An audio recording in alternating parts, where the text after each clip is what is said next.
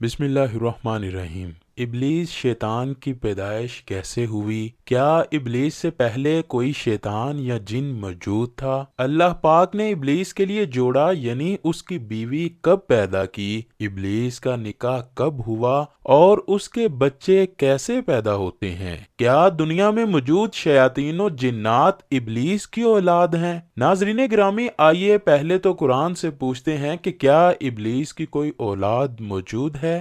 اس بارے میں اللہ پاک قرآن کی سورہ کہف میں فرماتا ہے، اور وہ وقت یاد کیجئے جب ہم نے فرشتوں سے فرمایا کہ تم آدم کو سجدہ کرو، سو ان سب نے سجدہ کیا سوائے ابلیس کے۔ وہ ابلیس جنات میں سے تھا تو وہ اپنے رب کی اطاعت سے باہر نکل گیا۔ کیا تم اس کو اور اس کی اولاد کو مجھے چھوڑ کر دوست بنا رہے ہو، حالانکہ وہ تمہارے دشمن ہیں؟ یہ ظالموں کے لیے کیا ہی برا بدل ہے جو انہوں نے میری جگہ شیطان کو منتخب کیا ہے۔ ناظرین گرامی، اس آیت میں اللہ پاک نے فرما دیا کہ شیاطین جنات میں سے ہیں، اور اس کے علاوہ ابلیس شیطان کی کثیر اولاد کا ذکر فرما دیا ہے۔ لیکن اب سوال یہ پیدا ہوتا ہے کہ یہ اولاد کیسے پیدا ہوتی ہے؟ علامہ عبد الرحمن بن علی الجوزی اس آیت کی تفسیر میں فرماتے ہیں، حسن اور قتادہ سے روایت ہے کہ اس آیت میں شیطان کی ذریت سے مراد شیطان کی اولاد ہے، اور یہ شیطان کی اولاد ایسے ہی ہوتی ہے جیسے کہ بنو آدم کی۔ ملعون ہونے سے پہلے شیطان کا نام عزازیل تھا۔ آدم کو سجدہ نہ کرنے اور حکم الہی کی خلاف ورزی کی پاداش میں اس کا نام ابلیس تجویز کر دیا گیا۔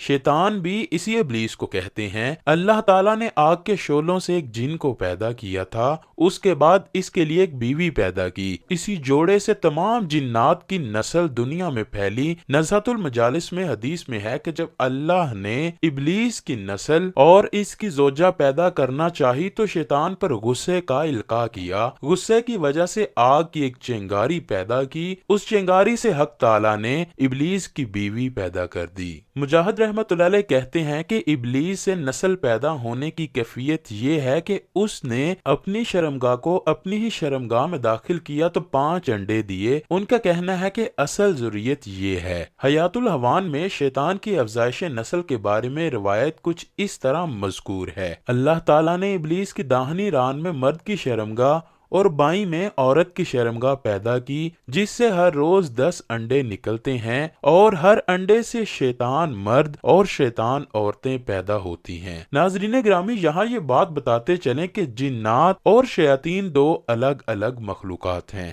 علامہ زمخشری نے اپنی کتاب ربیع الابرار میں لکھا ہے کہ حضرت ابو ہریرہ رضی اللہ تعالیٰ عنہ فرماتے ہیں کہ اللہ تعالیٰ نے 4 قسم کی مخلوق پیدا کی: ملائکہ، شیاطین، جنات اور انسان۔ پھر ان کے 10 حصے کیے، اور 9 حصے ملائکہ اور 1 حصہ شیاطین، جنات اور انسان۔ پھر ان تینوں کے 10 حصے کیے، 9 حصے شیاطین اور 1 حصہ جنات اور انسان۔ اس کے بعد جنات اور انسان کے 10 حصے کیے تو 9 حصے جنات اور 1 حصہ انسان۔ قاضی ثناء اللہ پانی پتی تفسیر مظہری میں لکھتے ہیں، انسانوں کے باپ ابو البشر، جنات کے باپ الجان، جبکہ شیاطین کا باپ ابلیس ہے۔ جنات میں کچھ مسلمان ہیں، کچھ کافر، مرتے بھی ہیں، پیدا بھی ہوتے ہیں، اور شیاطین میں سے کوئی بھی مسلمان نہیں، نہ کسی کو موت آتی ہے، جبکہ قیامت سے 40 سال پہلے ابلیس جب مرے گا تو اسی کے ساتھ سب شیاطین مر جائیں گے۔ حضرت مجاہد نے شیطان کی بیوی کا نام ترتبہ لکھا ہے، اور اس کے علاوہ شیطان کے مشہور بیٹوں کے نام اور کام کچھ اس طرح لکھے ہیں: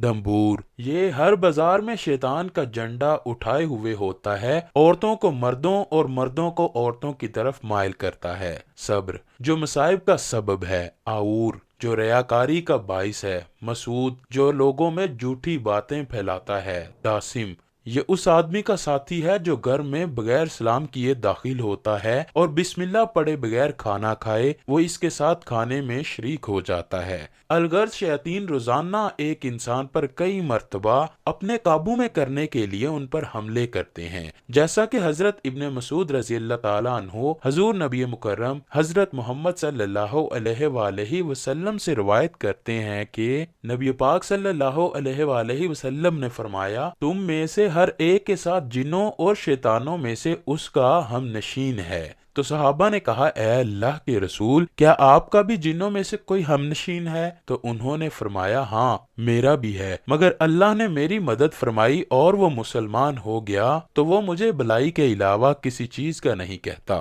ناظرین گرامی، بے شک اللہ پاک نے قرآن پاک کی بہت سی آیات میں شیطان کو انسان کا کھلا دشمن قرار دیا ہے، اور آج کے جدید دور میں تو شیطان کے مکر و فریب کے جال بھی بے حد وسیع ہو گئے ہیں کہ ان سے بچنا ناممکن ہوتا جا رہا ہے۔ بے شک نجات اسی میں ہے کہ ہم اللہ سے ہی شیطان مردود کی پناہ مانگیں۔ اللہ پاک ہمیں شیطان کے وسوسوں اور چالوں سے محفوظ رکھے اور نبی پاک صلی اللہ علیہ وآلہ وسلم سے بے پناہ محبت عطا فرمائے۔